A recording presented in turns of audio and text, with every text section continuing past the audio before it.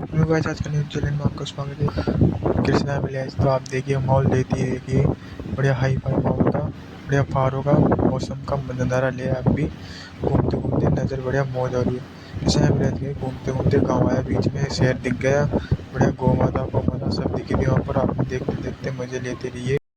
गाँव में देखिए मज़ा मौसम हो रहा है, गाँव का भी बड़े तगड़े वाले गाय भैंस लेके जा रहे हैं चराने के लिए, मौज कर रहे हैं। हम यहाँ पर भी चिल करो चिल बाबा। लग चुके गैंगस्टर पूरे भाई लोग हैं मैं।